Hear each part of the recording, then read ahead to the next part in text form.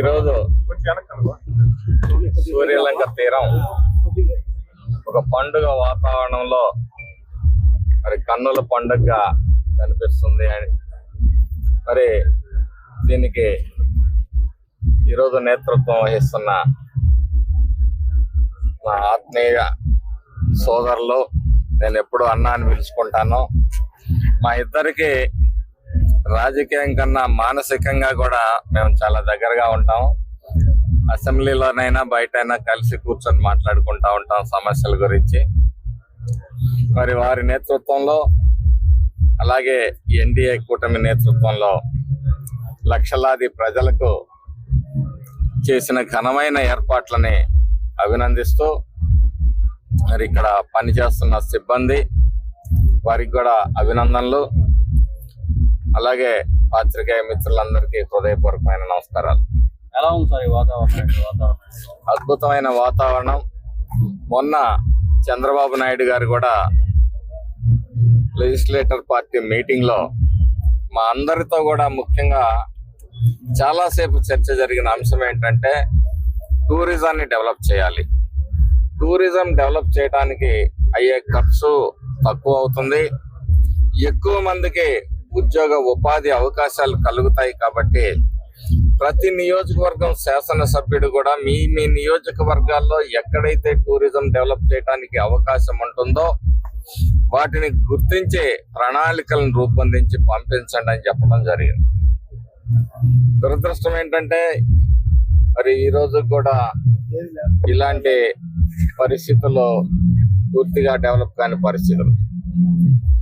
అదే దృష్టితోటి చంద్రబాబు నాయుడు గారు భవిష్యత్తులో టూరిజాన్ని భారీగా డెవలప్ చేయడం అనేది ఒక భాగంగా, ముఖ్యంగా ఏంటంటే ఉద్యోగ ఉపాధి కల్పన అనేది ఒకటి రాష్ట్రానికి ఆదాయం అన్ని విధాలుగా బాగుంటుందని చెప్పేసి ప్రోత్సహించడం జరిగింది.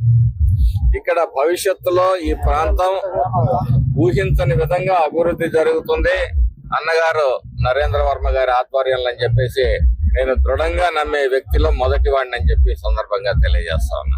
కార్తీక పౌర్ణమి శుభదినం. ఎంతో మంది దేవతలు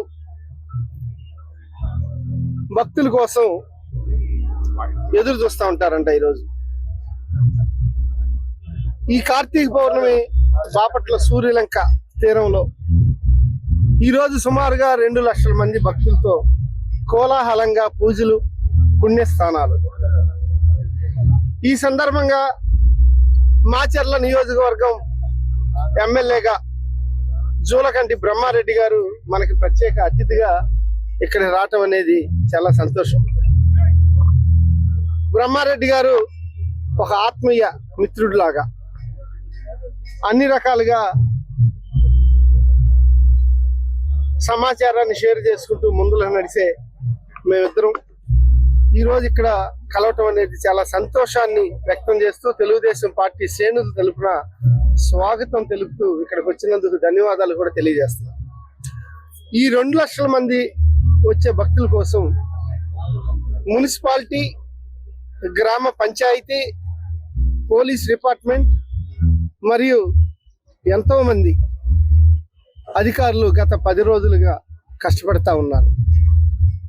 ఒక మంచి బీచ్ని తయారు చేయటంలో కొన్ని విధి విధానాలు రాబోయే రోజుల్లో రూపొందించుకుని ఇటువంటి ఫెస్టివల్స్ కనీసం 3-4 రాబోయే రోజుల్లో 3-4 జరపాలని. మనం ఓన్లీ కార్తీక పౌర్ణమి సముద్ర స్థానాలు ఇయర్లీ ఒకసారి జరుగుతాయి. దీనికి మాత్రం 2 లక్షల మంది వస్తారు, దానం అయితే. అది కాకుండా బీచ్ని డెవలప్ చేయాలి, బీచ్ టూరిజాన్ని డెవలప్ చేయాలి, టెంపుల్ టూరిజాన్ని డెవలప్ చేయాలి. ఇక్కడే 10 కోట్ల వ్యయంతో ఒక రాతి కట్టడంతో గుడి అద్భుతంగా శివాలయాన్ని కట్టారు. అది కూడా మరికొత్త శోభని ఈ ప్రాంతానికి అందించింది.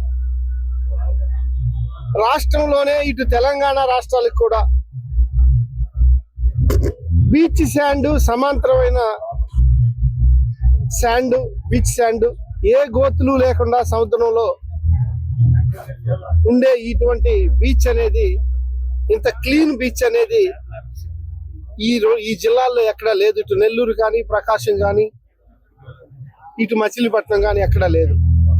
మరిన్ని వీడియోస్ కోసం ఛానల్ ని సబ్స్క్రైబ్ చేయండి. లేటెస్ట్ అప్డేట్స్ కోసం వాట్సాప్ ఛానల్ ని ఫాలో చేయండి. అండ్ లింక్ డిస్క్రిప్షన్ లో ఉంది.